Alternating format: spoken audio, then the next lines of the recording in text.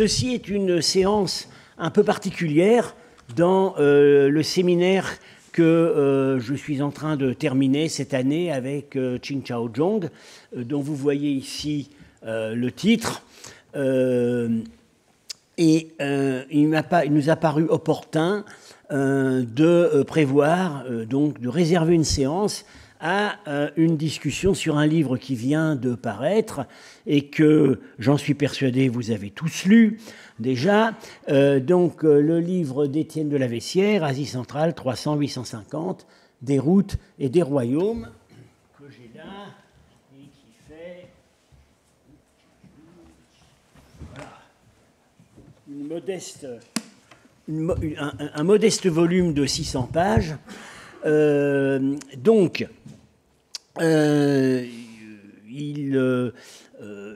nous a semblé opportun de profiter de la présence à Paris de notre collègue Kyle Harper, invité par le Collège de France à donner des conférences, pour qu'il intervienne. Comme vous le savez, Kyle Harper est un représentant éminent de la Global History, donc a priori il a un intérêt pour ce travail. Il interviendra en premier. Ensuite, Étienne répondra. Et puis, ce sera donc mon collègue Patrick Boucheron qui interviendra plutôt pour les parties les plus tardives du volume, disons après la conquête islamique. Ensuite, Étienne pourra réagir. Et enfin, Qin Chaozhong aura un certain nombre de choses à dire sur l'utilisation des sources chinoises qui sont véritablement sa spécialité et sur lesquelles elle contribue à mon séminaire. Et puis ensuite, on verra, il y aura, s'il y a des questions dans la salle, j'aurai peut-être également certaines choses à ajouter. Bon, pour l'horaire, voilà, ça peut être assez souple, en principe c'est jusqu'à midi, mais je ne crois pas que la salle va être occupée ensuite, donc on peut éventuellement déborder un peu. Alors, sans plus attendre, je passe la parole à Kyle. Kyle, are you speaking in English or French? En français. En français. Merci, France. Alors, à sa mort, en 1969, l'historien Otto Menkenhelfen a laissé un manuscrit, en grande partie déjà écrit mais non publié. Son dernier ouvrage, son chef-d'œuvre, The World of the Huns. Le texte est paru quelques années plus tard, en 1973. Dans le préface, les éditeurs ont exprimé le sentiment à l'égard du livre en ces termes.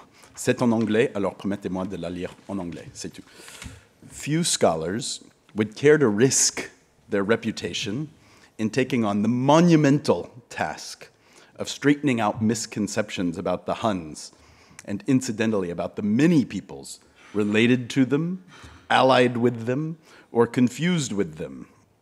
At the foundation, there are philological problems of mind-boggling proportions in languages ranging from Greek to Chinese. Above that, an easy but solid professional familiarity with primary sources for the history of both Eastern and Western civilizations in many periods is required. Finally, a balanced imagination and a prudent sense of proportion are needed to cope with the improbabilities, contradictions, and prejudices prevailing in this field of study. En effet, peu de chercheurs sont prêts à relever un aussi redoutable défi.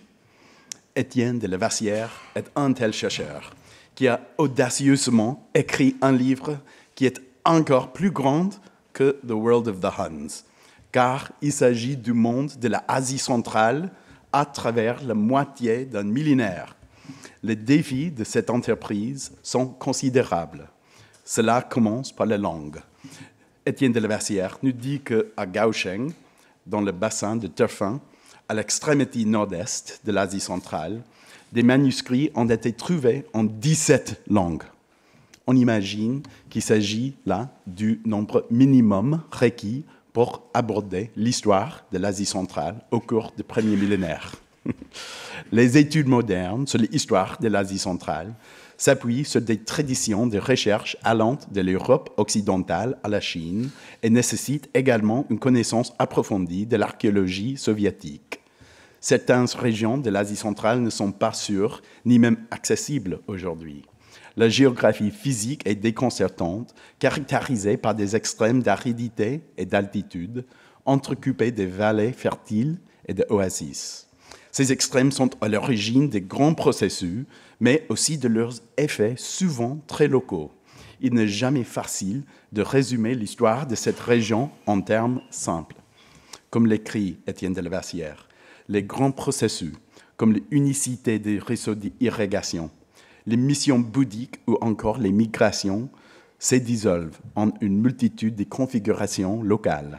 Plusieurs mois par an, nombre de ces oasis sont closes sur elles-mêmes par les tempêtes de sable ou de neige. La pure complexité de la géographie physique et culturelle a souvent été, pour moi, en tant que spécialiste du monde méditerranéen, une barrière, un découragement. Ce livre est l'antidote au poison du désespoir géographique. Ne serait-ce que pour cette raison, nous devrions saluer la réussite de ce livre. Ces 48 cartes sont un triomphe et j'espère qu'elle remportera un prix. Elles sont érudites et immensément utiles, sans parler de leur beauté. Le soin avec lequel elles communiquent des informations sur l'hydrologie, l'altitude et la géographie humaine est impressionnant. J'ai peine à imaginer le temps et les efforts qu'ils ont exigés, notamment parce que la géographie physique de la région aujourd'hui n'est pas celle de la région d'hier. Les rivières et les deltas changent de cours, les lacs disparaissent et réapparaissent. J'ai lu ce livre en déployant le rabat de la couverture dans les deux sens, exactement comme ça. Et je peux dire que je n'ai jamais consulté de cartes aussi continuellement en lisant un livre. Je ne dirais pas que je comprends maintenant la géographie de l'Asie centrale, mais je dirais au moins que, pour la première fois, je ne me suis pas humilié d'être dépassé par le défi de la comprendre. J'ai déjà évoqué le World of the Huns de Mencken Helfen. Lorsque j'étais étudiant, ce livre a eu une influence majeure sur moi et m'a en partie incité à devenir un historien de l'Antiquité tardive. J'ai rédigé ma thèse de undergraduate thesis, sur Amiens Marcellenne et les Huns. Heureusement, aucun exemplaire de cet ouvrage de ma jeunesse n'existe encore. Mais je me souviens parfaitement de l'émotion pure et du sentiment d'émerveillement suscité par The World of the Huns, un livre qui traite de la culture des anciens nomades des steppes avec beaucoup de connaissances et même de sympathie. Dans les années 360, après Jésus-Christ, cette culture nomade est arrivée à la frontière de l'Empire romain, sur la rive nord du Danube. L'arrivée de nouveaux groupes steppiques a choqué les témoins et a déclenché une série d'événements qui allaient bouleverser la géopolitique du monde romain. Les capacités militaires de ces cavaliers intrépides, avec leurs chevaux petits mais étonnants, et leurs arcs composés terrifiants, constituaient un nouvel élément décisif sur les frontières. Les historiens romains, comme moi, ont débattu sans fin de l'interprétation à donner à ces rapports. Qui sont ces gens et d'où viennent-ils? Pouvons-nous vraiment faire confiance à nos sources ou ne font-elles que reprendre une tradition littéraire qui remonte à Hérodote? En tant qu'historien romain, nous abordons généralement ces questions de l'extérieur. Étienne de la Vassière aborde ces questions de l'intérieur et non de l'extérieur. En ce livre, nous ne regardons pas le monde entre la mer Caspienne et le désert du Gobi du point de vue de Rome ou de la Chine exclusivement. Il s'agit bien d'un monde entre grandes puissances sédentaires, entre l'Iran et l'Inde et la Chine. Mais Étienne de la Vassière nous aide à voir ce monde de l'intérieur, dans ses propres termes, compte tenu de l'absence quasi totale de récits écrits en provenance de l'Asie centrale elle-même, à l'exception précieuse de quelques archives documentaires qui subsistent. Ce n'est pas une mince affaire. Le monde de l'Asie centrale, évoqué ici, est un monde où le cadre géographique est immensément contraignant. Ces contraintes commencent et se terminent avec l'eau. Étienne de Lassière nous amène dans un monde où la société était organisée autour de deux réponses fondamentales au défi de la hérédité. Premièrement, l'irrigation. Deuxièmement, la mobilité. Le monde sédentaire de l'agriculture, des champs cultivés dans les oasis et les vallées, dépendait de la maîtrise de l'eau par l'irrigation. Pour l'essentiel, ces agriculteurs ne dépendaient pas des précipitations. Ils dépendaient au ruissellement et de la fonte de neige et de la glace. Ils pouvaient rire de l'idée de sociétés lointaines où les agriculteurs devaient regarder le ciel et espérer que l'eau tombe. À certains égards, nous apprenons que ce monde ressemblait davantage à celui de l'Égypte ancienne, qui dépendait du contrôle minutieux de la crue annuelle du Nil. Et pourtant, à la place d'un grand fleuve, nous nous trouvons dans un monde composé de dizaines de deltas, de bassins et d'oasis. C'est un monde vraiment peu familier. À côté, et très souvent à l'intérieur même du monde sédentaire, se trouve la steppe, le monde sans arbres, le monde de l'herbe. Autant l'agriculture dépendait du travail laborieux de l'irrigation, autant l'élevage dépendait de mouvements saisonniers précisément rythmés. Étienne de Lassière fait revivre ces différentes sociétés et leurs variations et formes hybrides, sans jamais tomber dans le piège du stéréotype. Au contraire, il traite avec richesse et sympathie des réalités de ce monde. Comment garder les chevaux et les moutons en vie, comment suivre l'herbe et l'eau. Asie centrale commence au IVe siècle, elle commence en medias res. Nous apprenons qu'il s'agit en effet d'un siècle de convulsions, de bouleversements immenses. On ne saurait trop insister sur l'importance de ce fait fondamental dans les perspectives de l'histoire romaine, au mieux de l'histoire globale. Oubliez un instant Amien Marcellin, l'historien latin du IVe siècle. Oubliez les Goths qui ont traversé le Danube en fuyant les Huns. Dans ce livre, nous voyons le drame de l'expansion unique du point de vue de l'Asie centrale occidentale. Et c'est effectivement dramatique. Cette perspective est inestimable parce qu'elle distingue deux types de mouvements. Le monde nomade est par définition toujours en mouvement, qu'il s'agisse des déplacements saisonniers à la recherche de pâturage ou même de petites guerres locales périodiques. Mais il faut distinguer des migrations proprement dites, comme l'écrit Étienne de Lassière. Ces dernières se définissent par de grands réalignements militaires et de la conquête de sociétés sédentaires. Et ces véritables migrations sont rares, ne se produisant que tous les 2 siècles environ. Le mouvement des uns au IVe siècle en est une.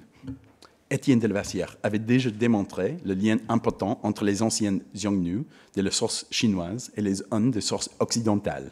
Et il convient de noter qu'il a corrigé Mencken-Helfen et beaucoup d'autres sur cette question. Mais nous voyons maintenant ce que ce lien signifiait pour les peuples de Bactrie, de Sogdiane et de la vallée de Fergana, et même au sud de l'Hindu-Kush. Nous n'avons pas d'Amien Marcellin pour l'Asie centrale, mais l'archéologie permet de reconstituer une histoire tout aussi dramatique. Il est fascinant du point de vue de l'Europe de constater que la période pendant laquelle les Huns ont joué un rôle majeur ne durait que quelques générations, alors qu'en Asie centrale, leur influence s'est maintenue pendant au moins 2 siècles. Les Kidarites, puis les Hephthalites, ont été la conséquence politique à long terme de l'expansion unique. J'avoue que j'essaie toujours de comprendre qui sont exactement les Holkons en Inde et comment ils ont pris le contrôle d'une si grande partie de l'Asie du Sud si rapidement. Permettez-moi de poser ici quelques questions que la lecture de ce livre a suscité. La première concerne le climat. Étienne de Lassière propose une intégration convaincante de facteurs climatiques dans l'histoire, compte tenu de l'état de connaissance. Il existe une longue tradition de déterminisme climatique assez grossier dans l'étude de l'Asie centrale, qui remonte au moins à Ellsworth Huntington. Ici, nous sommes loin d'un tel déterminisme climatique. Et pourtant, ce livre ne craint pas de reconnaître que les variabilités climatiques et les changements climatiques sont des facteurs fondamentaux de l'histoire humaine. Je dirais qu'un antidéterminisme climatique flou, dans lequel les sociétés humaines possèdent une qualité magique appelée résilience, est en fait tout aussi mauvais que l'ancien déterminisme climatique rigide. Asie centrale, ce livre fait preuve d'une bonne perspective en ce qui concerne l'histoire du climat. La connaissance approfondie du rôle de l'eau dans l'agriculture irriguée et le nomadisme pastoral sous-tendent le traitement du climat. Il est évident que la variabilité du climat est importante à différentes échelles de temps. D'une manière générale, il semble que le IVe siècle ait été particulièrement aride dans une grande partie de l'Asie centrale, tandis que le 5e et le 6e siècle semblent plus humides, ce qui est probablement lié à l'expansion démographique. Parfois, le changement climatique a été beaucoup plus brutal. On imagine que les habitants de Croreina, qui était autrefois un pivot du commerce mondial, auraient été des climat-déterministes au moment où le monde s'est tout simplement asséché. Plus tard, le refroidissement extrême des années 530 et 540 semble avoir déclenché les migrations des peuples turcs. Mais la manière dont nous reconstituons le climat de cette période n'est que occasionnellement discuté. Le rôle des cernes des arbres dans l'Altaï, par exemple, ou des pollens dans les sédiments lacustres, ou simplement l'archéologie des bassins d'inondation. Toute reconstruction du climat comporte des incertitudes.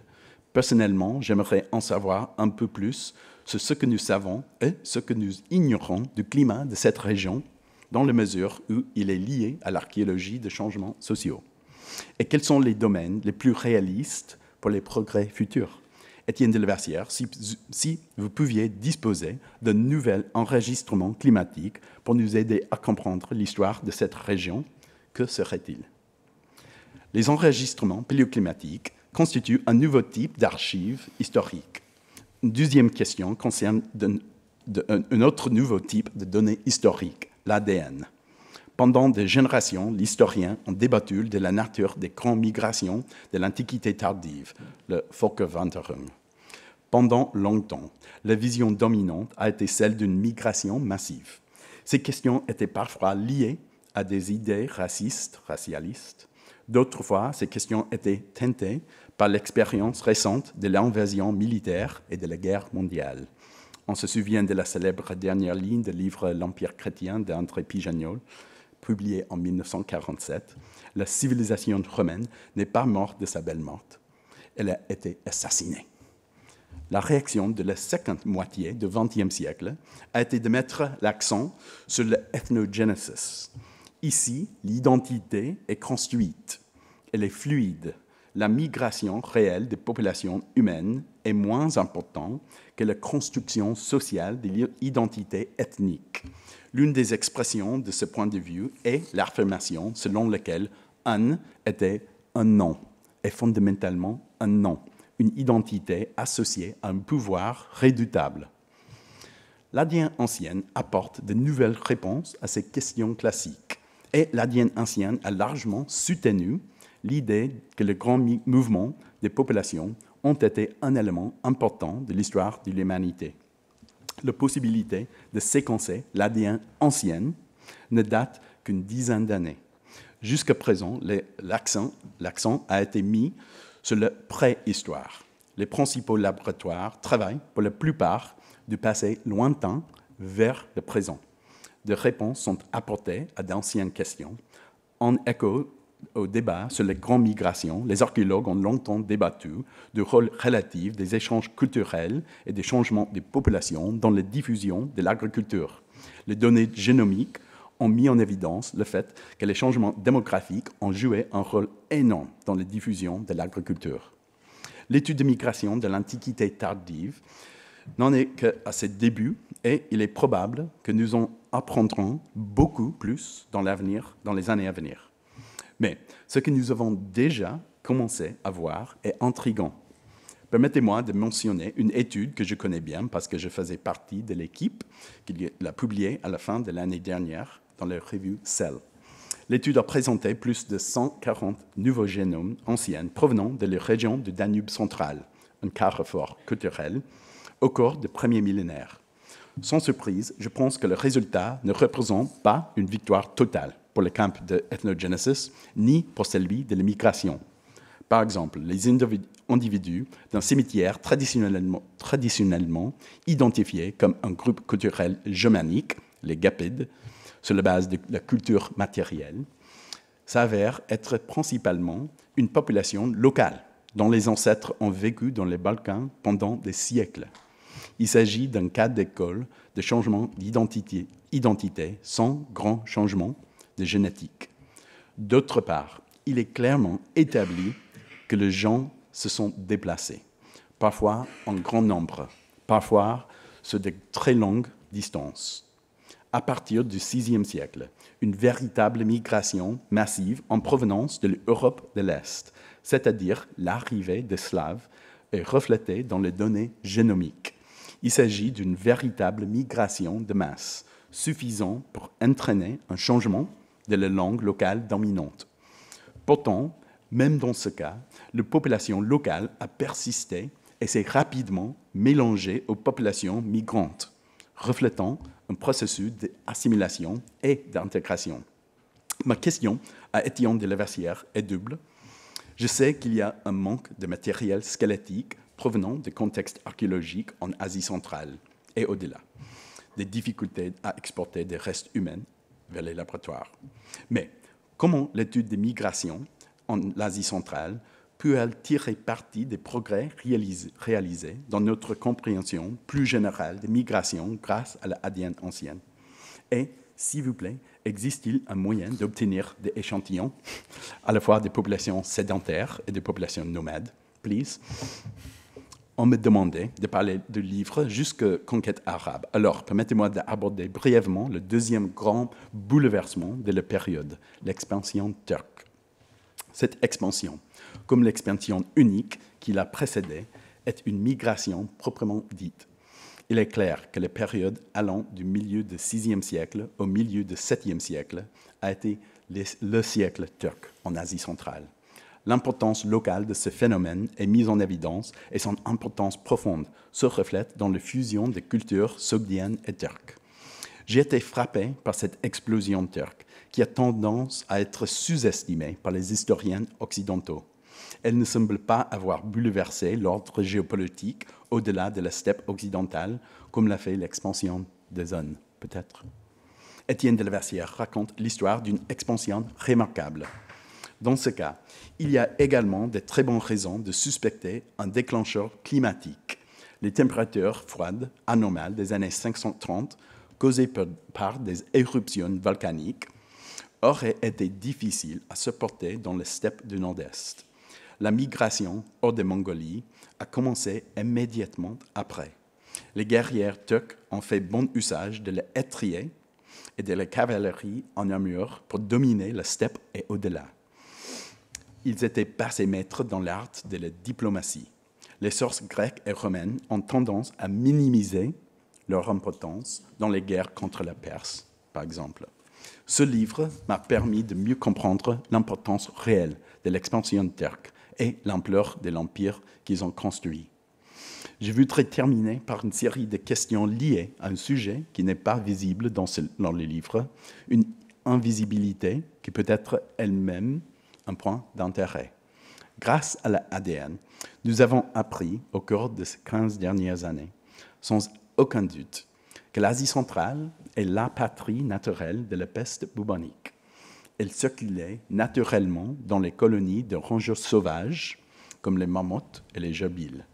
Les grandes pandémies, la peste de Justinien et plus tard la peste noire, ont été causées par des souches de la bactérie Yersinia pestis originaires d'Asie centrale, et plus précisément des contreforts septentrionaux de Mont Tian Shan, dans un arc allant du lac Issyk-Kul à la dépression de Turfan.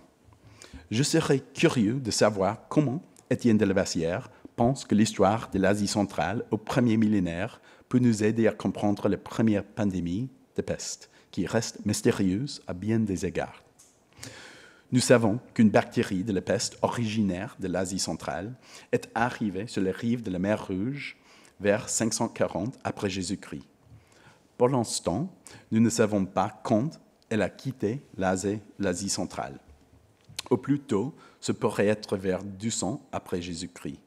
Il est beaucoup plus probable que la bactérie de la peste ait quitté l'Asie centrale à une date proche de l'événement, voire à quelques années avant 540. Pourtant, rien n'indique que le début de la peste de Justinien ait laissé des traces très évidentes dans les archives historiques ou archéologiques de l'Asie centrale elle-même. L'essor de Samarcande à cette époque semble suggérer une croissance démographique. Cette impression est-elle exacte? S'agit-il de l'évidence de l'absence ou de l'absence d'évidence? Selon un rapport de l'historien du 7e siècle, Théophylacte Samocata, les ambassadeurs turcs auprès de l'empereur romain ont fait une déclaration remarquable. Les nations turques se vantent surtout de deux choses. Ils affirment que, depuis le début du temps, ils n'ont jamais été témoins d'une épidémie de peste et que les tremblements de terre sont rares dans ce pays. Autre question. Connaissons-nous suffisamment l'écologie des villes d'Asie centrale pour savoir comment elles ont pu être épargnées? La peste aurait-elle pu s'échapper discrètement? Une question. Merci encore pour le service à la connaissance que représente ce livre. Il me rappelait à quel point il peut être passionnant de visiter un monde inconnu avec un maître pour guide. Chaleureuse félicitations. Merci.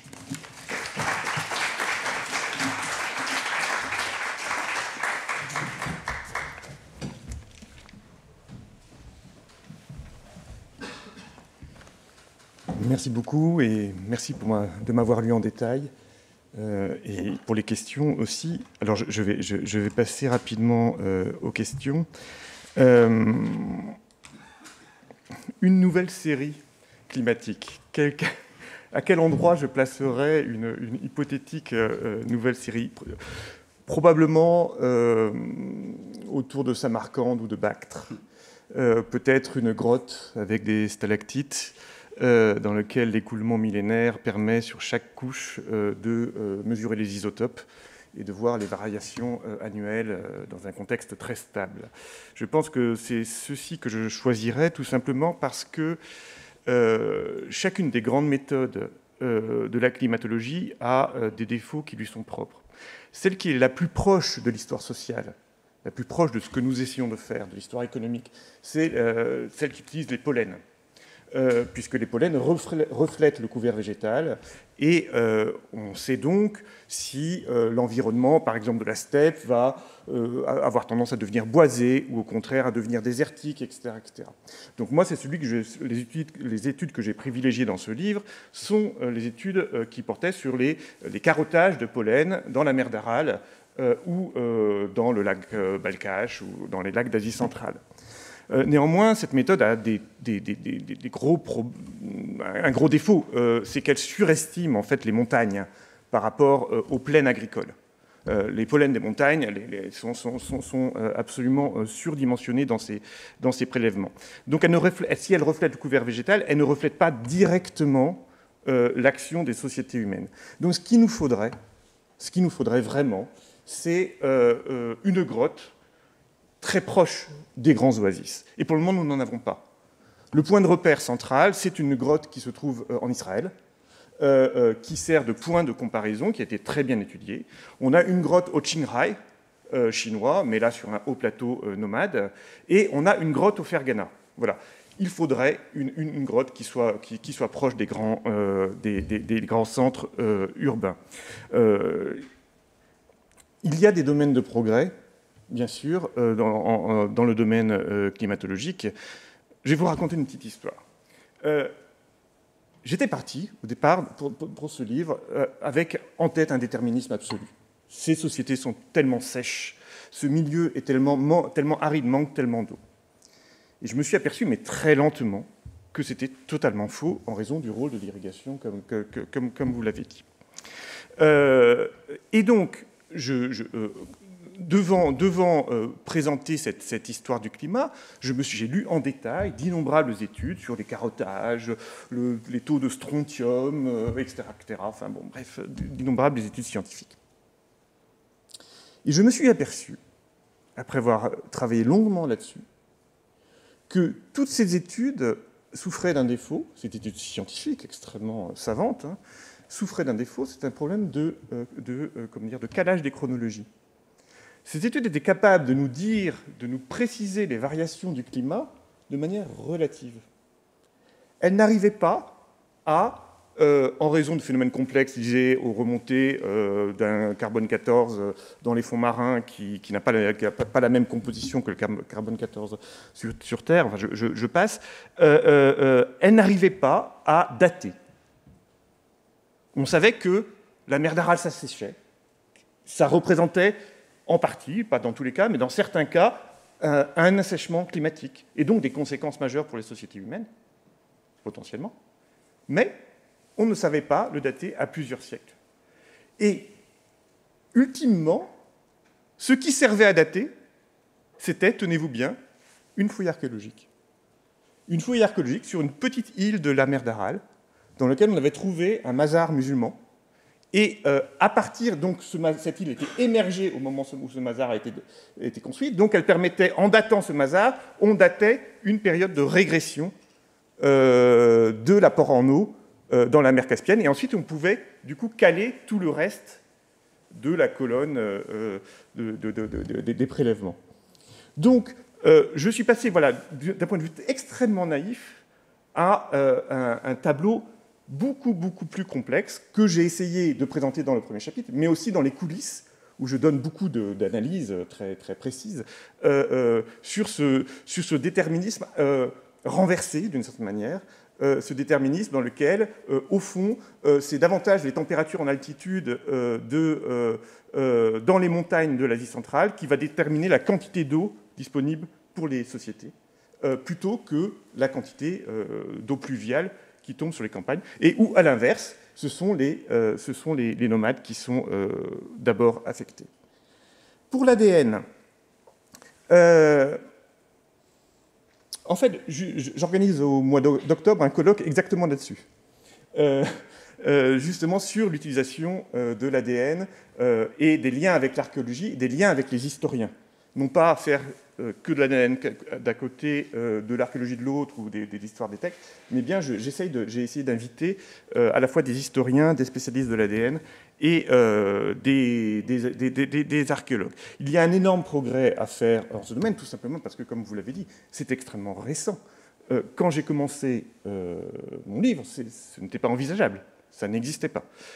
Donc ça fait seulement une dizaine d'années, et même dans ces 10 ans, en fait, on s'aperçoit que pendant longtemps, on a comparé quelques squelettes anciens avec des prélèvements dans des populations contemporaines. Ce n'est que récemment, très récemment, que les bases de données commencent à être assez construites, assez importantes, pour qu'on puisse commencer à faire de la comparaison entre des individus trouvés en fouille, remontant aux époques anciennes, et donc en abandonnant cette comparaison avec le contemporain qui était à bien des écarts trompeuse. Ce que je constate dans ces études, c'est qu'il y avait là encore une très grande naïveté dans les premières études.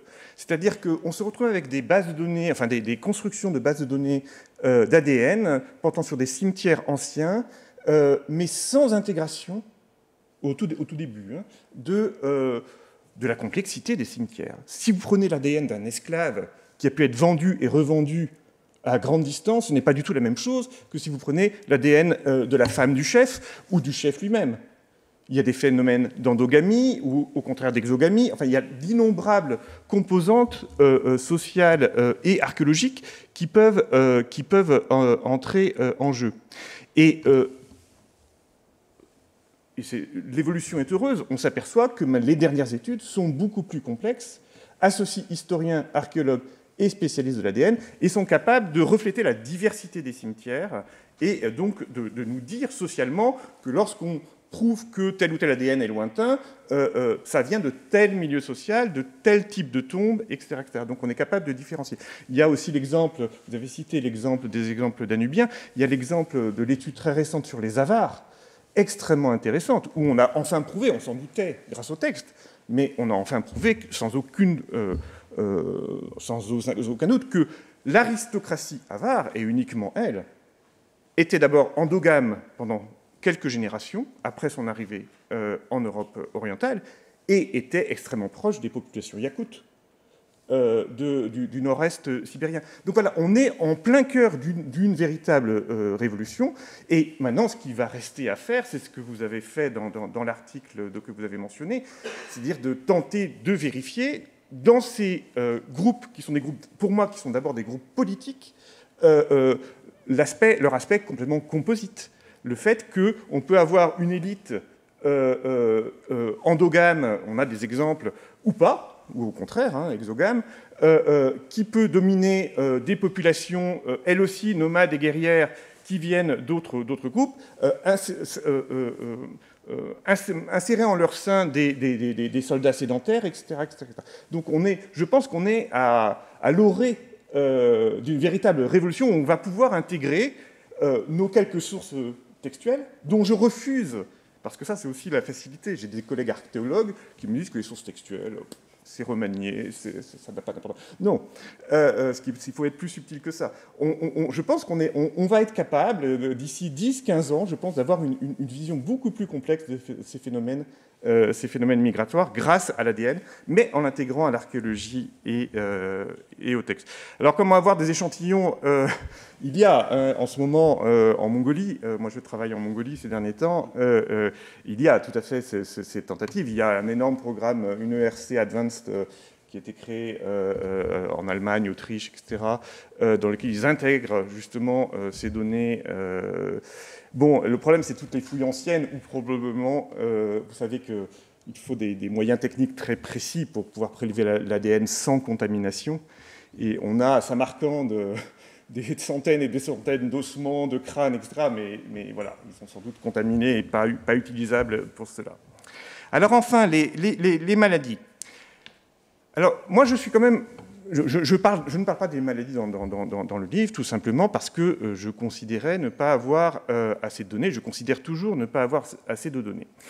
L'idée que la Yersinia pestis vienne des Tian Shan au IIe siècle de notre ère est basée sur un squelette d'un enfant qui meurt effectivement vers 190, près de l'Ésicoule, pardon ? Bon, enfin. Donc, je serais plus tranquille si on avait quelques squelettes de Chiang-Rai, de l'Himalaya, des Pamirs, d'autres réservoirs potentiels de marmottes, enfin de Yersinia pestis dans les terriers de marmottes ou de gerbilles. Théophylax simocata, effectivement, dit que il dit des choses très contradictoires, en fait, Théophylax. Son récit, comme je l'ai montré dans un article, est sans doute emprunté à des envoyés du Khagan-Miri à la cour byzantine vers 595. Il dit à la fois qu'il y a des Turcs qui ont des croix sur le front qui leur ont été tatouées pour les protéger de la peste. Il dit ensuite que les Turcs n'ont jamais connu la peste. Et ensuite, il dit que la Sogdiane a connu la peste. Donc, du coup, voilà, c'est quand même compliqué, compliqué à utiliser. Il y a une opposition, au moins, entre les deux premiers termes, c'est-à-dire que les Turcs ont connu la peste, ils ont des croix pour les protéger, et ils n'ont pas connu la peste. En revanche, ce qu'il dit explicitement, c'est qu'il y a de la peste dans les villes d'Asie centrale.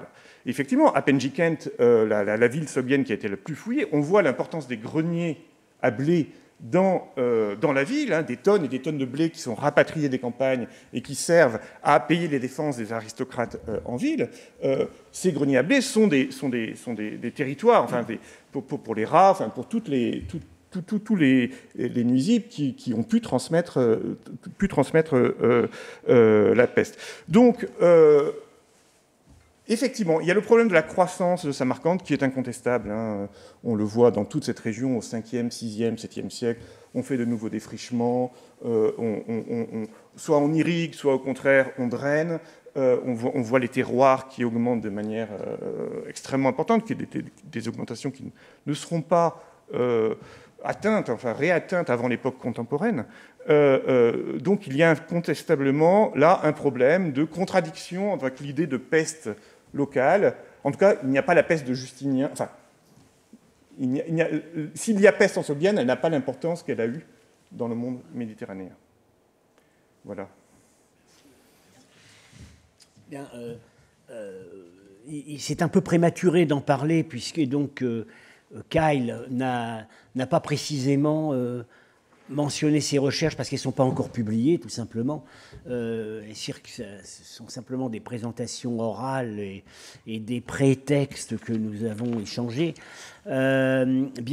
Disons que avec Kyle et d'autres chercheurs, Gilles Brandsburg notamment, nous travaillons sur la possibilité d'un modèle qui ferait venir la peste de Justinien, dont maintenant on s'accorde de plus en plus à dire qu'elle est arrivée par la mer, avec l'expansion justement de l'Empire Hephtalite dans la partie nord-ouest et occidentale de l'Inde.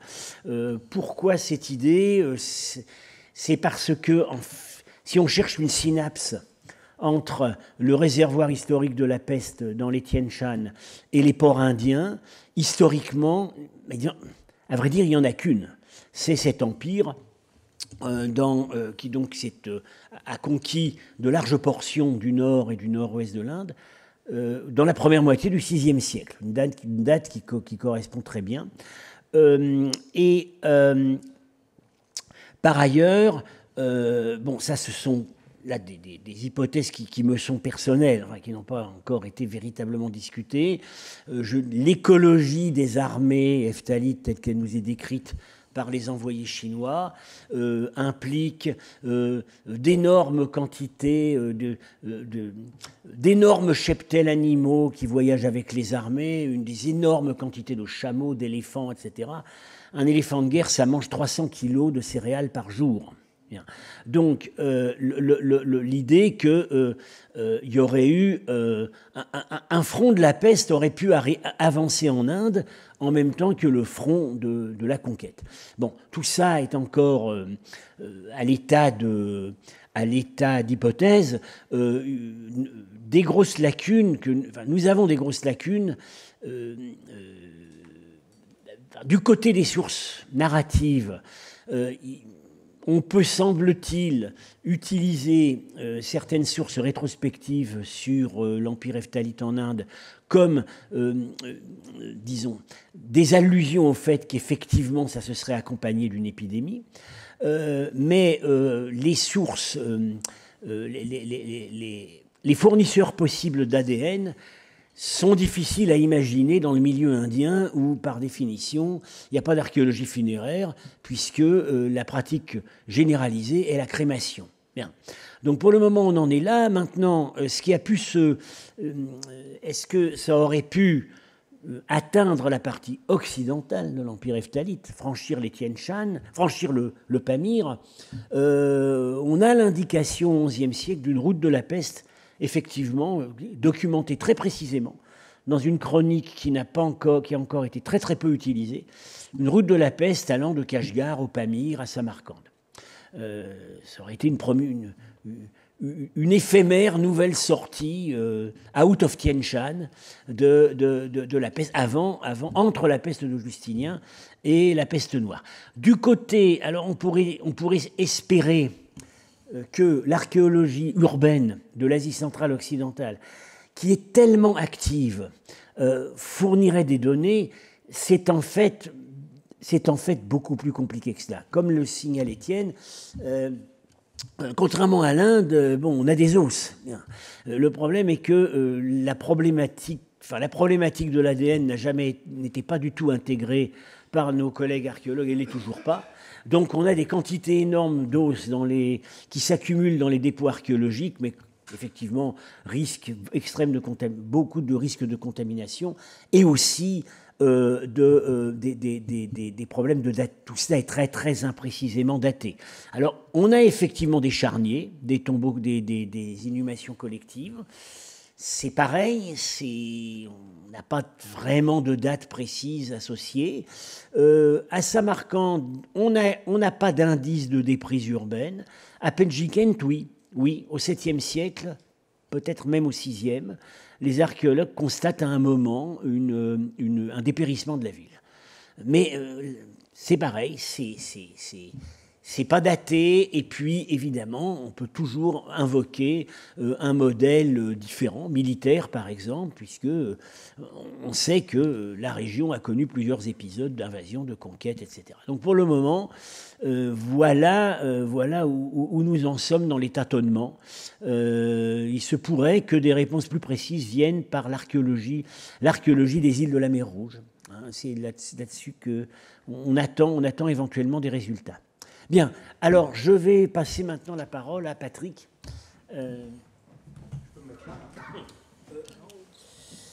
Bonjour à toutes et bonjour à tous. Merci de me faire le plaisir et l'honneur de m'inviter à la discussion de ce très beau livre. J'aurais en somme bien des raisons de m'y sentir déplacé dans cette discussion, puisque, comme tu l'as dit, Franz, tu l'as dit gentiment, Patrick Boucheron, il va faire la partie tardive.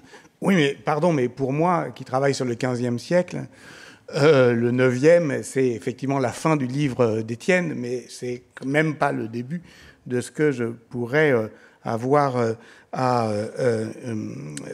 savoir. En même temps, je me sens pas si déplacé que ça, car il me semble que le livre s'adresse à un cher lecteur qui pourrait être moi, puisque, en tout cas, c'est son adresse. L'adresse, et c'est d'une certaine manière la vertu de ce livre, eh bien, elle vise quelqu'un, pas comme vous, ni comme toi, Franz, mais comme moi, c'est-à-dire qui ne connaît pas cet espace, qui ne connaît pas cette histoire, et qui accepte de bon cœur d'être plongé dans un océan de noms inconnus et imprononçables, et dans lequel, effectivement, tu vas, je trouve, avec beaucoup d'humanité pour l'ignorant que je suis, eh bien, donner des indications, comme un guide aimable de voyage d'un voyageur arabe. Et je tiens à dire d'emblée que le sous-titre de ton livre, qui est démarqué de ces itinéraires des voyages arabes sur les routes et les royaumes, me paraît incroyablement adéquat à cet objet. Alors, ce cher lecteur, donc, ça pourrait être moi ou quelqu'un d'entre vous, et je peux effectivement témoigner du fait qu'il en sait, à l'issue du voyage, infiniment plus et mieux, et ce, quand même, au prix d'un effort qui est le tien et qui n'est pas le sien. Et ce qui est quand même, à mon avis, tout à fait remarquable, c'est que je comprends bien quel effort il faut, quel trésor de persuasion et de compréhension, également d'écoute et de tact pour celui qui accepte d'entrer dans cette aventure, pour quelqu'un qui sait tout sur cet espace, d'intégrer le fait que d'autres ne le savent pas. Alors, je dis d'emblée que en tant qu'éditeur, et je vais d'abord promener sur ce livre un œil d'éditeur, ça aurait pu être moi, ce cher lecteur, puisque, pour la petite histoire, on a commencé à parler de ce livre avec Étienne de la Vessière il y a presque 20 ans. À ce moment-là, j'avais en tête un programme éditorial, c'était déjà pour le Seuil, mais c'était pour Point, qui s'appelait à l'époque Point Seuil, sur les mondes médiévaux. Et j'avais distribué, tu t'en souviens, un certain nombre de contrats avec un certain nombre d'historiennes et d'historiens. À peu près tout a échoué, tranquillement, sauf le livre de Benoît Grévin, qui s'appelle « Le parchemin des cieux » sur le Moyen-Âge des langages, qui est issu de cette première tentative éditoriale qui fut mienne d'une histoire des mondes médiévaux qui, d'une certaine manière, était à ce moment-là prématurée. Et je l'ai compris, et donc j'ai fait autre chose, et cette autre chose, c'est l'histoire du monde au XVe siècle, que j'ai dirigé en 2009, et qui, d'une certaine manière, met en vis-à-vis historiographique du 7e au 15e siècle, d'un siècle turc l'autre, effectivement, deux manières d'écrire l'histoire. Et c'est ça que je trouve très intéressant. Donc voilà, j'aurais pu être l'éditeur de ce livre. Je ne l'ai pas été parce que ce livre a pris, on peut quand même le dire, Étienne, un peu de temps. Un retard d'une quinzaine d'années, rien de plus. Mais moi, j'ai été formé par des gens qui m'expliquaient doctement qu'un savant, c'est quelqu'un qui, alors idéalement, ne rend jamais de livre. C'est évidemment l'art suprême, la distinction, c'est de ne rien écrire du tout et d'intégrer effectivement le ciel éthéré du savoir où règnent les maîtres cachés. Mais bon, je comprends que parfois on craque. Alors on peut dire qu'un savant, c'est quelqu'un qui rend ses livres très en retard et qui ne se sent au fond tenu par rien d'autre que le rapport qu'il a avec l'exigence du savoir. Et si c'est ça, alors Étienne, tu es un grand savant. Et donc la question, voilà, il paraît admirablement quand même. Hein. Kyle le dit, cet objet est éditorialement digne de toutes les admirations professionnelles que je peux effectivement exprimer, et pas seulement pour la beauté des illustrations et de la cartographie, mais aussi pour sa composition, pour son élan, pour son allant narratif dont je voudrais dire un mot. Comment, au fond, écrire une histoire monde qui est à la fois globale et discontinue, qui est hétérogène, qui est en archipel, et d'une certaine manière le grain narratif de ce livre qui, au fond, ne nous laisse jamais seuls très longtemps dans une épaisse nappe d'histoire, mais qui sait, par chapelet, finalement nous faire voyager d'un texte l'autre, d'un objet l'autre, d'une image l'autre. Et je viens, en somme, de citer les trois embrayeurs narratifs de ce livre, qui est à la fois à très grande échelle et qui, justement, a une narration qui est adéquate au grain, oui, de cet espace-temps, qui est effectivement de lier la connexion et la distance. Et donc, on navigue à gué entre donc, ces trois opérateurs de narration que sont les textes, les images et les objets. Et donc, on pourrait dire que cette histoire monde, à la fois globale et discontinue, elle est, et je crois que tu le dis à certains moments, fractale, en ceci que ces grands principes d'organisation, et en particulier le rapport à la distance, et en particulier le rapport effectivement à la courte, moyenne et grande distance, se lisent, et la question des articulations, des seuils, etc., se lisent à toutes les échelles de temps et d'espace. Je pense en particulier à ces mécanismes que tu appelles les mécanismes de haute précision du pastoralisme à l'économie bouddhique des mérites. Pour moi, ce sont effectivement mes pages préférées parce que ce sont les pages qui sont les plus ouvertes aussi aux sciences sociales les plus amples, parce qu'on voit effectivement là comment conflue toute la dimension géographique, anthropologique, scientifique, les sciences de l'environnement, etc. Et au fond, cette manière de saisir ces mécanismes de précision, comme tu l'appelles, à différentes échelles, ça anime le récit tout entier. Quand je dis histoire monde, c'est pour ne pas dire histoire mondiale ou histoire globale, car au fond, bien entendu, qu'on a très envie d'y voir là une première mondialisation, une mondialisation qui, au fond, ne va pas jusqu'au bout de ce qu'on appelle, nous, la mondialisation, qui sera, au contraire, effectivement, à partir du XVe siècle, précisément, conduite, et de manière, au fond, assez improbable, aux marges du système monde. Et donc, toute la question, c'est de savoir pourquoi le monde ne s'est pas globalisé depuis son centre, et c'est une question qui se repose encore au XVe siècle avec Tamerlan, et comment finalement cette volte-face du XVe siècle qui va réorganiser, réagencer le système monde à partir des Finistères de l'Europe et d'ailleurs de la Chine,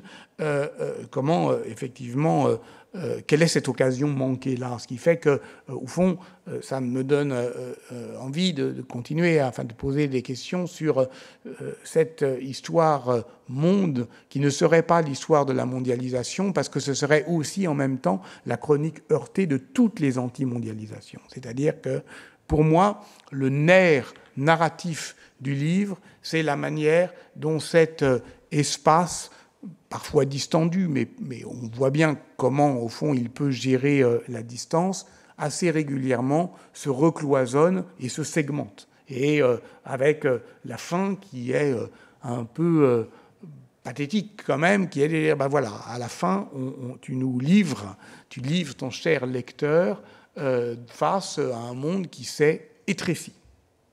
Alors qu'il fut effectivement si longtemps connecté. Et donc cette histoire réticulaire, de sorte que les convois de soie arrivent en peu de temps par voie de terre, passant de peuple en peuple, écrit au mi-temps du VIe siècle, le marchand d'épices nestorien Cosmas Indicopleres, dans sa topographie chrétienne, ça me paraît effectivement, oui, l'allure narrative du livre, voilà, par voie de terre, en peu de temps, de peuple à peuple, avec cette mosaïque. Sauf que le motif narratif n'est pas le vitrail, c'est le tissage. Et pardon, je continue effectivement à saisir comment c'est écrit. C'est comme ça que c'est ça qui m'intéresse aussi beaucoup. Je m'intéresse énormément à l'histoire que tu racontes, mais aussi à la façon dont tu la racontes. Au fond, je regarde ce film pas comme un péplum, mais comme un cinéphile regarderait un film, c'est-à-dire savoir où est placée la caméra. Alors, évidemment, j'ai pu, par exemple, éditer d'autres livres, dont un qui avait à voir aussi avec la rareté documentaire. Plus exactement, tu dis, tu dis à un moment, si j'écris une intrigue théorique, enfin en substance, son protagoniste principal, c'est la rareté documentaire, ou plus exactement la distance documentaire, c'est-à-dire le fait que, voilà, il y a, là encore, nous avons un savoir en archipel et que toute la difficulté, c'est d'aligner, c'est de caler les chronologies ou de rendre homogènes des informations indiciaires qu'on aurait ici avec une monnaie, là avec un texte, plus loin avec une fouille archéologique. Et toute la question, effectivement, c'est de faire avec cette discontinuité. Le motif du vitrail, c'était celui, par exemple, de François-Xavier Fauvel dans Le Rhinocéros d'or. Là, on est au contraire, c'est beaucoup plus éclaté, d'une certaine manière. Là, ça fait récit, davantage, ça fait histoire, mais de cette façon que j'ai dite par route et par royaume, une histoire effectivement dont le motif n'est pas le vitrail mais le tissage, c'est-à-dire au fond qu'il n'y a pas seulement des éclats d'histoire avec des objets brisés et épars, il y a un tissu en lambeaux. Souvent tu parles même d'événements en lambeaux qu'il s'agirait de rapiécer. Alors comment on fait ? D'abord en traduisant. je trouve remarquable, et c'est les quelques questions que je vais te poser, parce que je ne veux pas être trop long, et puis effectivement c'est intéressant de pouvoir dialoguer là-dessus. Il y a très peu d'intraduisibles. Tu avoues Ortac, les Ortac qui doublent, qui forment la doublure, pour reprendre effectivement le motif du tissu, la doublure nomade des réseaux des marchands sogdiens. C'est au plus près de tes travaux primordiaux, donc c'est là où tu dis, bah, ça vraiment je ne sais pas traduire, mais tout le reste, tu le traduis. Et tu le traduis dans la langue commune des historiennes et des historiens. Et donc ça fait, et c'est pour ça que moi ça m'importe, ce livre, qu'il rentre en conversation avec l'histoire générale. L'histoire donc centra-asiatique devient une histoire monde. Alors, particulièrement, il y a des choses qui sont évidentes et qui sont très pertinentes et sur lesquelles, effectivement, à mon avis, on ne discutera pas. C'est, par exemple, la politique foncière des monastères. Tu le dis à un moment, l'économie du salut, d'une certaine manière, qu'on soit dans un monastère bouddhique, qu'on soit à Cluny ou qu'on soit dans le Waqf d'un Égyptien. Finalement, ça fonctionne quand même du point de vue de l'anthropologie politique de la même manière. Donc il n'y a vraiment pas de raison de mettre là des intraduisibles, c'est-à-dire de parler une autre langue que la nôtre pour faire croire que c'est pas pareil alors que c'est fondamentalement pareil. Bon, donc là, on est tout à fait d'accord. On sera peut-être moins d'accord sur l'incastellamento, mais ça, c'est pas grave. Je vais pas ramener, donc ça, c'est l'enchâtellement, mais qui est lié à une certaine forme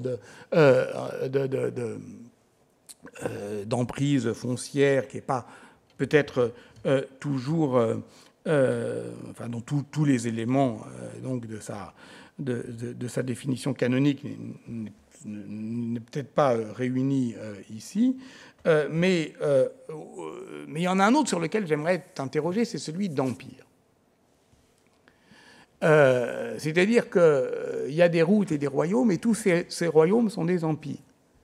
Alors, pour l'empire turc ou chinois ou ouïghour, d'une certaine manière, ça ne fait pas de doute. Pour l'empire tibétain, qui est quand même une monarchie sacrée, mais dont la corde qui la reliait au ciel s'est rompue, on pourrait en discuter. Pour les autres, les Huns... Enfin, c'est une question que je te pose, effectivement, qui est en rapport quand même, je dirais, avec l'état global de l'historiographie, qui s'intéresse plutôt aujourd'hui, qui s'intéresse moins, en tout cas, à la typologie des régimes qu'à leur dynamique propre, c'est-à-dire à la forme d'impérialité, c'est-à-dire pourquoi beaucoup de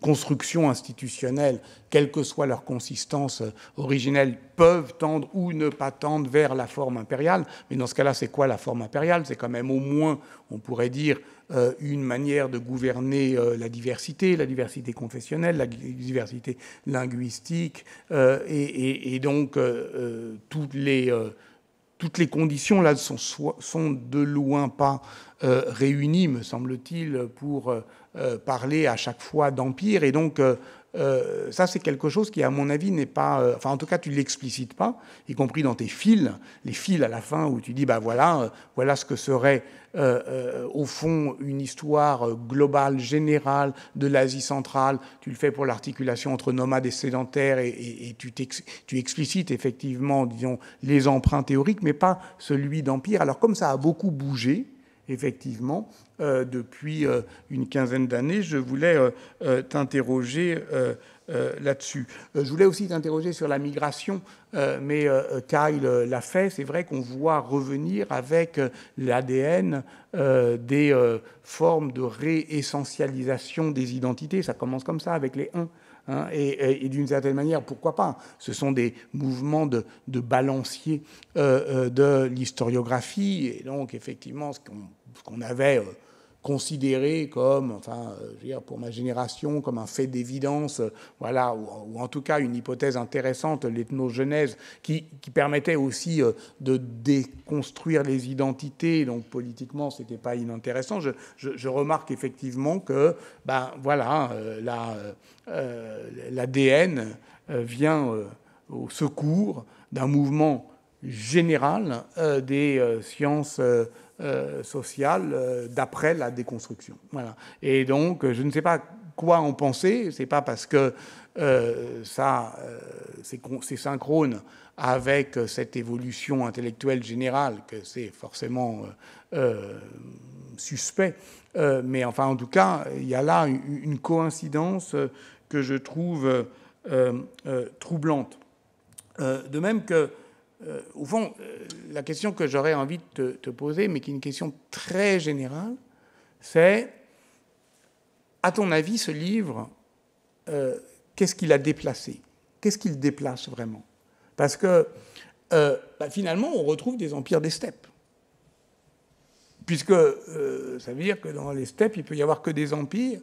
Alors, quelle serait la forme impériale? Et même la route de la soie, d'une certaine manière. Donc, je me souvenais, quand on commençait à en parler, évidemment, pour des raisons qu'on comprend très bien. Alors, c'est pas vraiment une route, c'est pas seulement de la soie, donc pourquoi en parler ainsi? Et puis, ces terminaisons occidentales qui nous fascinent, Luc, etc., c'est quand même très minoritaire, et voilà. Donc, il y a plein de raisons de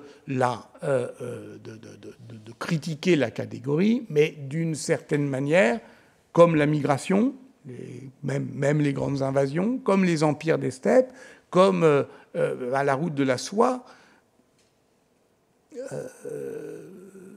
elle est plutôt rapiécée, historiographiquement. Enfin, elle en sort un peu renforcée, je trouve. Et pourquoi pas, hein, mais ça a été une surprise à te lire. Et puis, dernière question, elle concerne la notion d'événement.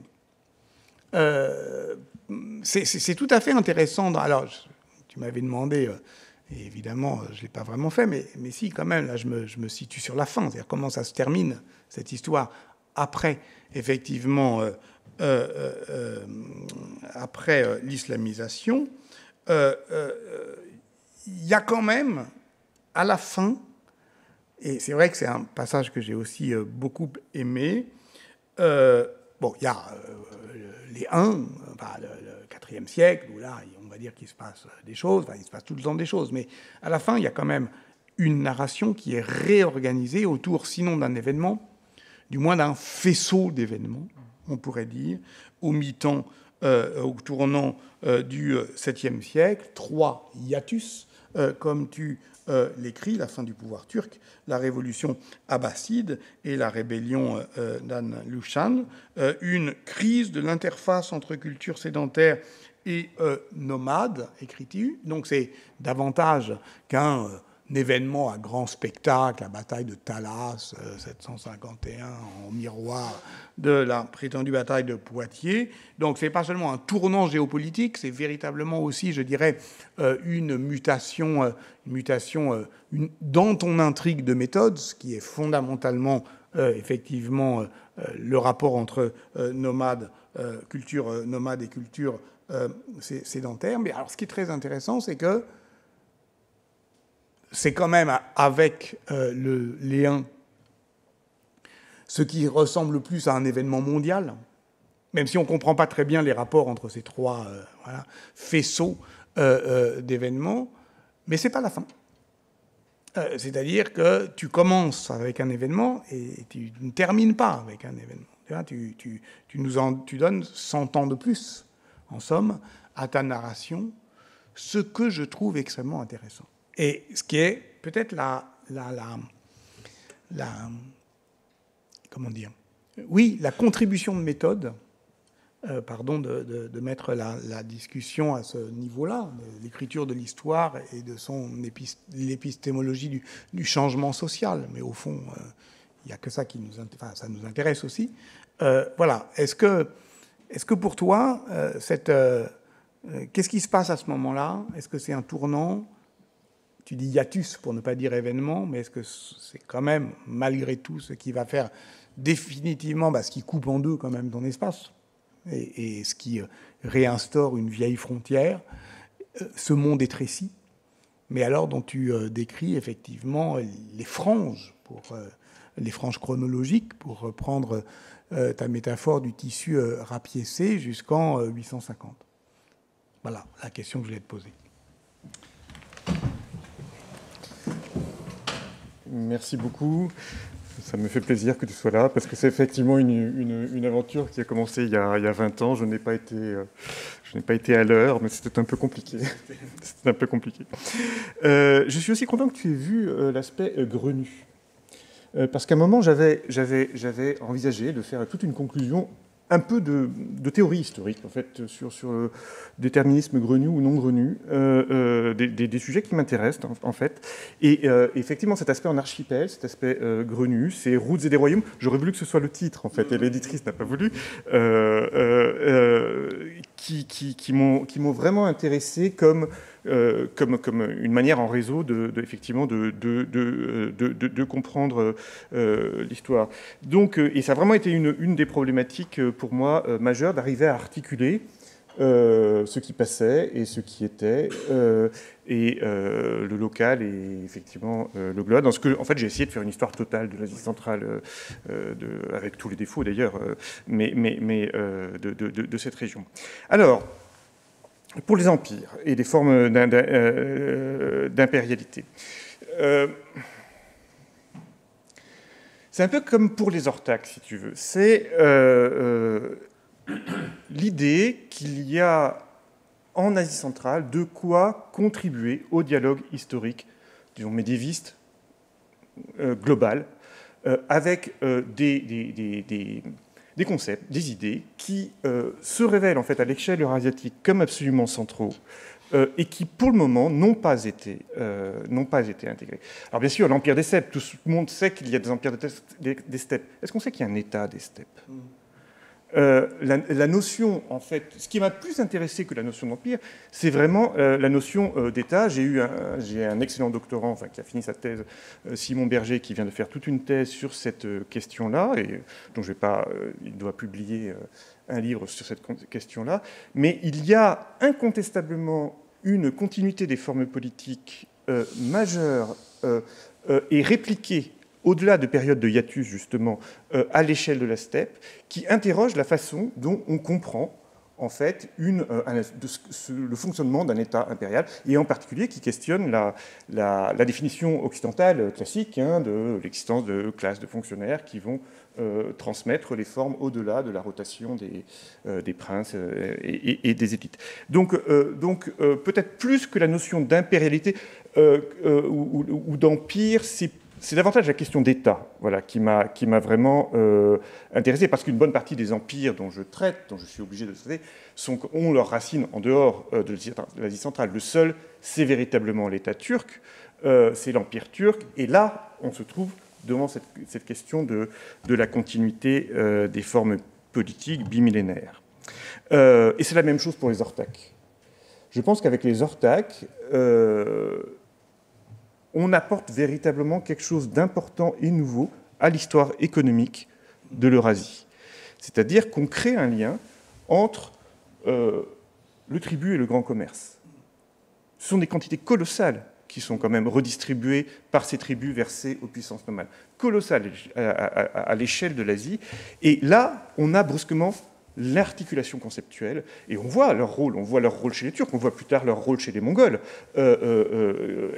qui avait déjà été noté chez les Mongols, mais qui n'avait jamais été noté pour au Moyen-Âge. Alors, qu'est-ce que le livre déplace ? Il m'a semblé peut-être, justement, voilà, important de tenter d'importer dans un beau livre, dans un livre qui va être lu, qui va être diffusé, ces nouveaux concepts venus de l'histoire centra-asiatique et la façon de les articuler avec une histoire globale, dans ce cas-là, de l'Eurasie. Alors oui, la route de la soie, tu as parfaitement noté que j'étais plus en retrait par rapport à au moment de l'histoire des marchands sogdiens. Tout simplement parce que j'étais étudiant au moment de l'histoire des marchands sogdiens, il fallait que je construise mon objet, il fallait que je dise que la route de la soie, il faut dire qu'il y avait plein de travaux non scientifiques sur la route de la soie. Et donc, je devais construire ça comme un objet scientifique, un objet, un réseau, un milieu social, etc. Il y a eu les travaux depuis d'Éric Trombert, très très intéressants, dans lequel il a réussi, c'est lui qui l'a fait, hein, l'articulation entre les dépenses de l'État chinois, les dépenses de l'État colonial chinois, en Asie centrale et les exportations massives. Alors oui, je réhabilite la route de la soie d'une certaine manière, mais au sein d'une histoire coloniale et d'une histoire de l'administration tout à fait différente. Elle est déplacée quand même. Elle est déplacée oui.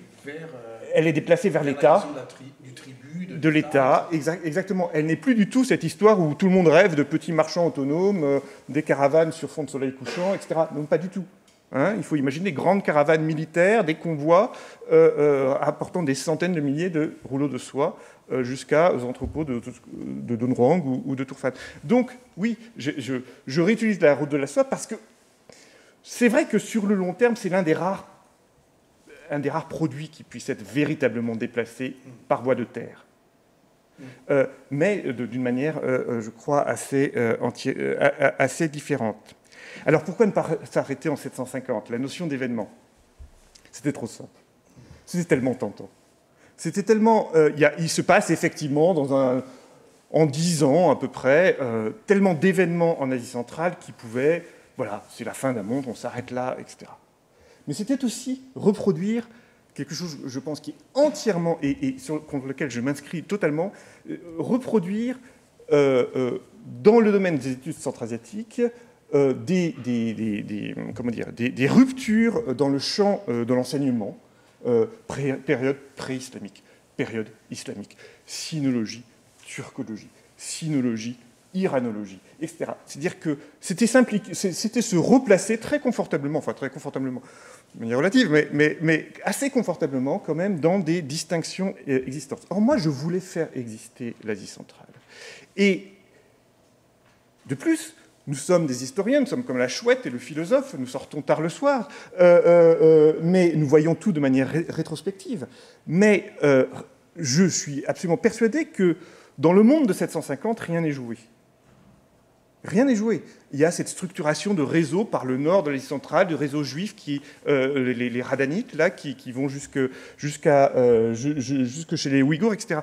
Donc, la véritable rupture, c'est quand c'est aussi un choix d'histoire sociale plutôt que d'histoire politique, c'est-à-dire quand ces milieux s'épuisent, quand ces milieux s'effilochent, pour reprendre l'image des tissus. Et ça, il me semble que c'est plus caractéristique du IXe siècle, que pendant un siècle, il y a des tentatives de continuer à faire vivre une Asie centrale qui échange, mais que le principal moteur économique, qui est l'État chinois, n'est plus là. Et voilà. Et le moteur cale. Le moteur cale, mais il met un siècle, véritablement un siècle à caler. Et c'est une chose qui est importante pour moi. Ça, ce sont des travaux de Dilnoza Dotorayeva, récents, là, sur le XIe, XIIe siècle, les Karakhanides. Il est fascinant de voir que ce moteur cale, ces échanges s'arrêtent, pas complètement. Hein. Il y a les manichéens, on voit, ça circule. Mahmoud de Kashgar, au XIe siècle, parle d'une caravane par an, enfin bon, etc. Et puis, dans certains contextes, qui eux sont politiques, on voit que la machine se remet en bas. Donc, c'est comme si la carte mentale, j'ai envie de dire le circuit électrique, était là, et qu'en fonction des circonstances, on pouvait remettre l'électricité. D'où l'importance qu'à la fin, quand je parle des milieux caravaniers, que c'est certainement chez ces milieux caravaniers que s'est conservée cette mémoire d'une radie. J'avais fait un article là-dessus, la Cambridge History of Capitalism. Voilà. Donc, c'est à la fois déplacer les choses, mais aussi vraiment apporter des choses, apporter à l'historiographie. J'aimerais bien que le concept d'Ortac soit intégré comme étant un élément de l'histoire économique médiévale, parce que ça a véritablement compté. De même, la notion de teru, la loi turque, cette continuité des normes dans la steppe doit changer la façon dont nous comprenons la façon dont un État fonctionne. Voilà. Merci. So, sorry, in English again. It's for saving the time. And yes, I will give some comments rather than posing many questions to Etienne and for you. And due to the time limit, I must eliminate the part of compliments and congratulations. Comme votre ancien élève à l'EPHE en 2005 à 2010. Donc, I go straight forward to the point, and I hope they won't sound too detailed. So, actually, before I arrived in Paris and studied anthropology and archaeology in Taiwan, what I could read and learn is only this book published by UNESCO in 1996, namely the Volume 3, The Crossroad of the Civilization, in the series History of Civilization of Central Asia. And then in my first year of doctoral studies here, I was recommended by Franz Grenet to read Litvinsky's, what is the name? Civilisation de l'Asie centrale antique. And so I envy you, the readers and students sitting here, that you have so much to learn and read from Etienne de la Vaissier's energetic writing. So for me, the book is a great synthesis of available material since then, and it has a consistent view and terminology with comparison to this UNESCO's publishing. And for me, as far as I can tell, as a native speaker of Chinese, the punctuation and romanization of Eastern Asian characters is careful with fine typesetting, except for a few problems. For example, concerning the 8th century pilgrim Hui Chao around 726 in your chronology, now scholars would prefer to give his name He Chou in Korean as the basic form rather than Hui Chao in Pinyin in Chinese. And if you give it in Chinese, it should be in one word, like Xuanzang. Because this Buddhist monk who studied in China actually from Korea, and from Shilla in today's Korea. And yes, and I see many progress since your publication and the revision of the Marchand Sogdian. For example, now in page 297, concerning the Upper Indus Sogdian inscription, you wrote right now that oui, ces inscriptions ne sont pas précisément datées, mais semblent s'échelonner du 3e à 4e siècle. Il n'y a pas de nom turc, par exemple, etc. So that, if I understand correctly, you now put it earlier, while both Yoshida and I are still inclined to put it in the middle, I mean the lower limit, in the middle of the 5th century, or even a little bit later. So I think your new indication is intriguing, and we can discuss it later, maybe in Japan, in Kyoto, during your visit. And I like much the neat description and definition in the glossary or glossaire. For example, the Yabgu and the Yuezhi, and I won't read here again. But for some others, like the entry Tokarien, in your glossary and in the same page, I do not like that at all. I'm sorry to say that. Because we know that the name Tokarien, given to the language in Kutcha and Karachar, is a misnomer. That is to say, a wrong or inaccurate name or designation. And this has been proved by Sylvain Lévy at EPHE and Pelliot at the Collège de France by the 1930s. And their opinion were accepted by Sieg and Siegling, the German linguist and philologist who first discovered the two languages in their final days. And Lévy's view that the nomenclature Tokarien is a very misleading and confusing one is still maintained by my guru, Professor Zhou Pinot, until now, and me too. So I think you will have to find a way to somehow revise only one line or so. So the timeline or chronology is highly helpful for readers and students and for me too. So I have one question. Yes.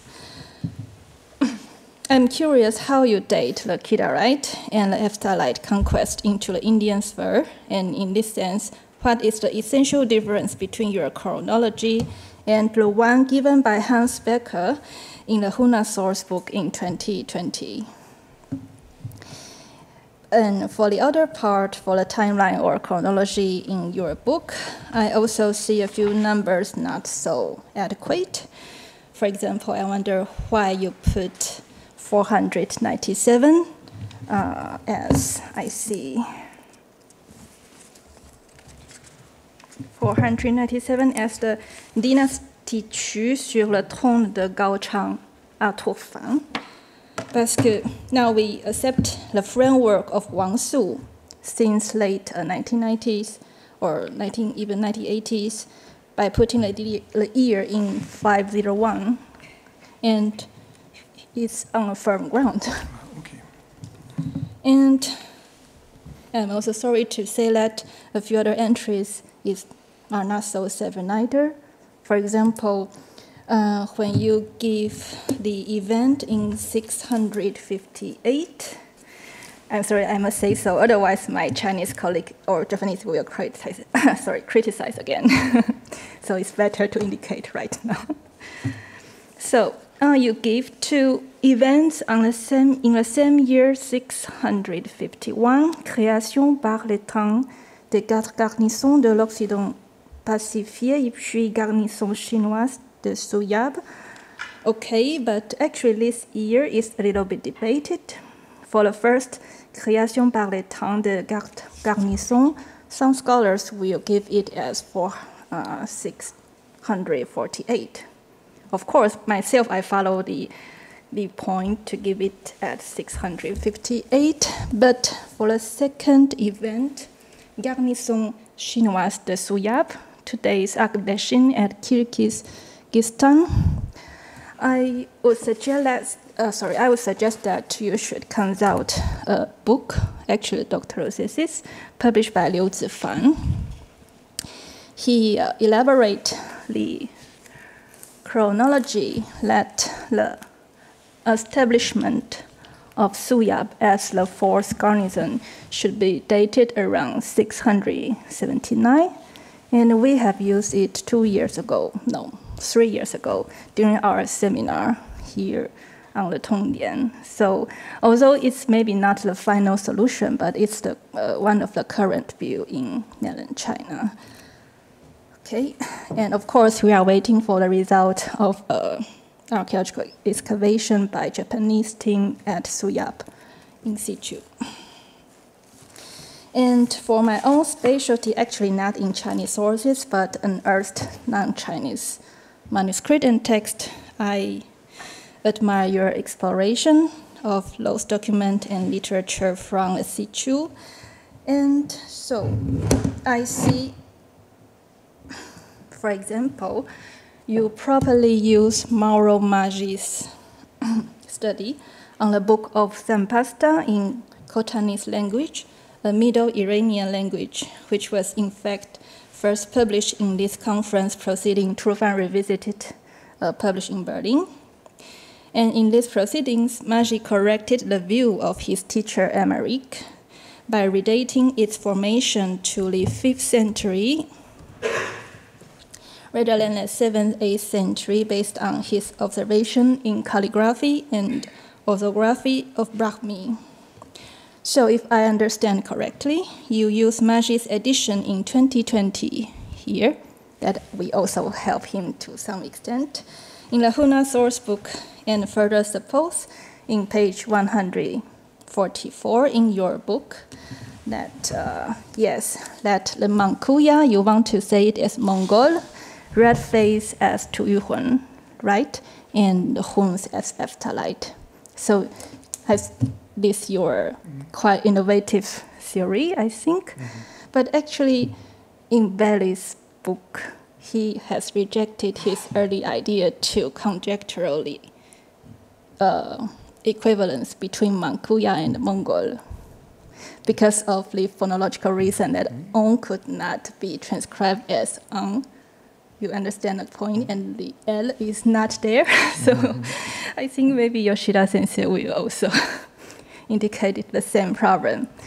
But yes, at any rate, I think this point worthy to be discussed further. And however, in fact, Mauro still keeps publishing his theory by revising Lochsander's theory on the development of Brahmi. So in his latest paper, published in 2022, he again gave his a little bit updated version from Lochsander's early theory, so that you see, and I basically agree, although I think we need some absolute dating of manuscript. But anyway, the start of the writing by the natives, I mean vernacular language locuteur, could start as early as before the 5th century. So it could be a little bit late when you give it as 5th century in your book, but it's still an open question. So I think it's my part. Okay. Alors, merci beaucoup pour ces remarques précises. Oui, pour Wei Chao, je sais bien qu'il est coréen. Et au départ, je mettais Riecho en coréen. Et c'est le professeur Yoshida qui m'a dit qu'il fallait que je le mette en pinyin et en chinois. Donc j'ai suivi le professeur Yoshida. Bon, l'utilisation de tokarien, je suis désolé, elle est complètement inscrite dans la tradition linguistique. Et je sais bien qu'il y a l'agnéen et le kouchéen, je suis un peu au courant, mais elle est complètement, donc dans ce livre qui est un livre de synthèse, je mentionne d'ailleurs l'agnéen et le kouchéen, mais j'ai utilisé la façon dont le public cultivé pourrait connaître ces langues. Donc voilà. Alors la date de la conquête kidarite puis hephtalite de l'Inde, je n'ai pas de date très précise. Comme vous le savez, ça dépend de la date pour les kidarites, ça dépend de la date avec la façon dont on date le texte du Weishu qui mentionne la présence kidarite dans l'actuel Afghanistan. Et pour les hephthalites, c'est simplement une question de génération, 3 générations. Qu'est-ce que ça veut dire en chinois par rapport au voyage de Songyun en 519. Donc je ne peux pas répondre à cette question. Je n'ai pas de données nouvelles là-dessus. Bon, sur la discussion, la date de la dynastie Chu de Gaochang, on peut discuter. J'avais cru comprendre que Chutia avait été chassé du pouvoir, puis était revenu au pouvoir, mais j'ai pu me tromper. Hein. Oui, il y a quand même quelque chose que je dois dire. J'ai essayé de maîtriser 3 millions de kilomètres carrés sur 5 siècles. Il y a certainement des erreurs. Certainement des erreurs. Ce que j'espère, c'est qu'il n'y en a pas d'erreurs fondamentales. Mais il y a forcément, dans le détail, à un moment ou un autre, un endroit où je n'ai pas compris, où je n'ai pas lu la dernière thèse, etc. Donc, voilà. Alors, les Mamkuya, j'ai fait tout un article récemment, je ne sais pas si vous l'avez vu, sur le lien avec les Mongols. Alors, Bailey, je sais bien qu'il est revenu en arrière sur sa théorie, bien qu'il ne le lie pas directement aux Mongols. Hein. En fait, c'est moi qui le lie directement aux Mongols. En fait, Nicolas Simsuyam, c'est d'accord avec moi. Donc, en termes de Khotanais et d'évolution du Khotanais, il pense que c'est tout à fait possible. Donc, j'aurais découvert dans cette source l'origine du nom des Mongols que l'on cherche quand même depuis assez longtemps. Le dernier travail de Mauro Maggi, mon but central était de dater la vernacularisation dans les oasis de l'Est de l'Asie centrale. Et jusqu'alors, on avait une théorie qui en raison de la date de ce manuscrit, enfin de ce livre, le livre de Zambasta, la mettait très tardivement au 7e, 8e siècle. Et par exemple, des travaux très très intéressants de Madame Nattier de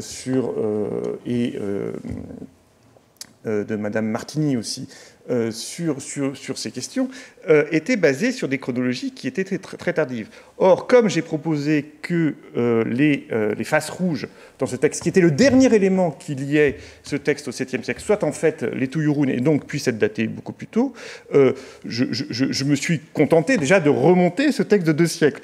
Si Madji veut le remonter encore d'1 siècle, ça me va très très bien. J'attends de lire ses arguments. C'est tout à fait possible. Hein. Je suis tout à fait ouvert à ça. Mais voilà, je voudrais quand même insister sur le fait que le fait d'avoir mis si longtemps à le faire a aussi peut-être des avantages, et je suis revenu de nombreuses fois sur chaque information, etc. Il y a parfois certaines strates du livre qui peuvent être datées. Pas beaucoup, mais un petit peu. Donc s'il y a des nouveaux travaux, une nouvelle thèse sur la chronologie de Souillab en 2022 ou 2023, il est tout à fait possible. Voilà, j'ai achevé de lire ce livre, d'écrire ce livre. La dernière phrase, ça doit être juin 2023. Donc je n'ai pas pu forcément mettre à jour depuis. Voilà. Franz ? Oui, on a encore un petit peu de temps, donc s'il y a des questions dans la salle.